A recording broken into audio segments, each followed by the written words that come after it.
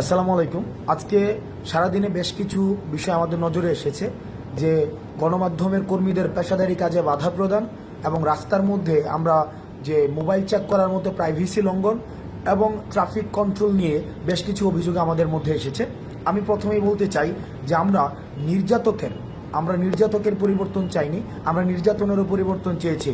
আমরা যেই আমাদের মধ্যে এতদিন আমাদের দেশে যে বিদ্যমান যে সমস্যাগুলো ছিল, এই সমস্যাগুলো যারা সৃষ্টি করত, আমরা তাদের পরিবর্তন শুধুই চাইনি, বরং সমস্যাগুলোর পরিবর্তন চেয়েছি। ছাত্রলীগ যেভাবে আমাদের ফোন চেক করে দেখেছিল যে আন্দোলন সংশ্লিষ্ট কোনো ছবি আছে কিনা, এবং তারা আমাদের শিক্ষার্থীদের উপরে নির্যাতন করেছে ফোন চেক করার মধ্য দিয়ে, এবং সেটি প্রাইভেসি লঙ্ঘন হয়েছে, আমরা তখন সেই বিষয়টির প্রতিবাদ জানিয়েছি।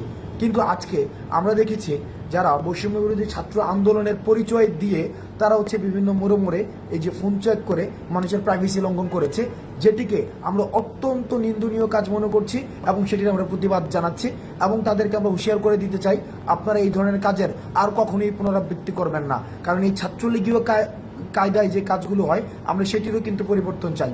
দ্বিতীয়ত, আমরা খবর পেয়েছি যে ধানমন্ডি 32-এ আমাদের গণমাধ্যম কর্মীদের অনেকেই তাদেরকে ছবি তুলতে বাধা দেওয়া হয়েছে, ভিডিও ফুটেজ নিতে বাধা দেওয়া হয়েছে।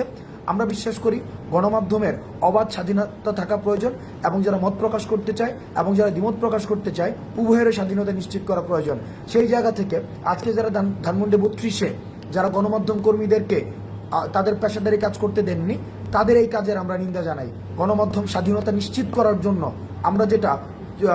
আমরা ফেসিস্ট গভর্নমেন্টের সময় আমরা যেটি দেখেছি যে গণমাধ্যমকে স্বাধীনভাবে কাজ করতে দেয়নি, সেই কাজের পুনরাবৃত্তি আমরা এখন আর চাই না। গণমাধ্যমের স্বাধীনতা উন্মুক্ত করা হোক। তৃতীয়ত, আমরা ট্রাফিক কন্ট্রোলের যে বিষয়টি, সেই বিষয়টি নিয়ে আমাদের কিছু বিষয় আমাদের কাছে পর্যালোচনা এসেছে যে ঢাকার বিভিন্ন প্রান্তে স্বতঃস্ফূর্তভাবে শিক্ষার্থীরা ট্রাফিক কন্ট্রোলের কাজ করছে, সেটি অবশ্যই ইতিবাচক।